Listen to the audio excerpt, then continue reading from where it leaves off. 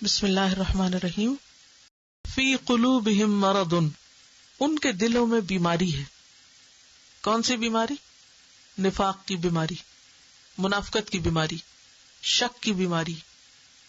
دل جو ہے اس میں خاص طور پر دو چیزیں جب آ جاتی ہیں تو ایمان کو چاٹنے لگتی. نمبر 1 شہوات، نمبر 2 شبہات. شہوات کا معنی ہوتا ہے خواہشات. خواہشات کیا؟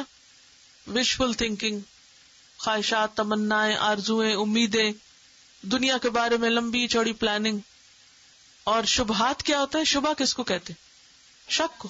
تو ان کے دلوں میں ایک طرف دنیا کی محبت ہے، منافقت نے اسی لیے تو جنم لیا، دنیا کی محبت، اور دوسری طرف دین کے بارے میں شک، ایمان نہیں ہے پکا.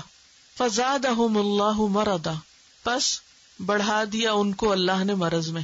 یہاں فا جو ہے اس کا معنی ہے سبب، یعنی ان کے اس مرض کے سبب جب انہوں نے علاج نہیں کیا تو اللہ نے بھی ان کا مرض اور بڑھا دیا. کوئی بھی مرض، کوئی بھی بیماری جس کا علاج نہ کیا جائے اس کا انجام کیا ہوتا ہے؟ بڑھ جاتی ہے یا نہیں؟ بڑھ جاتی ہے نا، حتیٰ کہ کیا ہو جاتی ہے؟ لا علاج. ایسا ہوتا ہے نا، مثلاً کینسر ہی ہے، اگر شروع میں ڈائگنوز ہو جائے تو علاج آسان ہے نا، اور اگر غفلت برتی جائے، اس کو چھوڑ دیا جائے تو کیا ہوتا ہے؟ پھیل جاتا ہے، اور بالآخر کیا ہوتا ہے؟ ہلاک کر دیتا ہے، مہلک ہوتا ہے، لا علاج ہو جاتا ہے. انسان جب اپنے دل کے اندر دین کے معاملے میں شک و شبہ پائے تو فوراً اس کا علاج کرائے. اللہ کے بارے میں، آخرت کے بارے میں، قرآن کے بارے میں کہیں آپ کو شک گزرے، پتہ نہیں یہ سچ ہے بھی کہ نہیں، تو کیا کرے؟ علاج. اگر علاج نہ کیا تو کیا ہوگا؟ مرض بڑھ جائے گا، اور اگر خدا نخواستہ بڑھتا چلا گیا تو وہ آخرت میں سخت نقصان کا باعث ہوگا. شک کا علاج کیا ہے؟ شک کیسے دور کیا جاتا ہے؟ علم یقینی کہاں سے حاصل ہوتا ہے؟ قرآن مجید سے، صالحین کی صحبت سے، اس پر عمل کرنے والوں کے پاس بیٹھنے سے. کیونکہ جب آپ کسی کو دیکھتے ہیں نا کہ وہ اتنا اچھا عمل کر رہا ہے تو پھر آپ کا بھی کیا دل چاہتا ہے ہم بھی عمل کریں، اور پھر آپ کو ایک تقویت ملتی. تو انہوں نے اس کا علاج نہیں کیا، اللہ نے بھی ان کی بیماری اور بڑھا دی. وَلَهُمْ، اور ان کے لیے، عذابٌ، عذاب ہے، علیم، دردناک، پینفل، ان کے لیے دردناک عذاب ہے. قرآن مجید کی ایک اور آیت سے پتہ چلتا ہے کہ منافقین کے لیے سب سے بدترین عذاب ہے، وہ جہنم کے سب سے نچلے گڑھے میں ہوں گے. ان المنافقین فی الدرک الاسفل من النار، یہاں اسی کی طرف اشارہ ہے. اور علیم، بہت پینفل اور مسلسل اذیت ناک عذاب. کیوں ان کے لیے اتنا عذاب ہے؟ بما، بوجہ اس کے جو، کانو وہ تھے، یکذبون، وہ جھوٹ بولتے، کیونکہ وہ جھوٹ بولتے تھے. یکذبون کا لفظ کذب سے ہے. کذب کہتے ہیں خلاف حقیقت بات کو، خلاف واقع بات، ریالٹی کے اپوزٹ. سچ کا اپوزٹ ہوتا ہے جھوٹ. صدق کہتے ہیں موافق حقیقت بات، یعنی حقیقت کچھ، ریالٹی کچھ، اور یہ کچھ اور بیان کر رہے ہیں.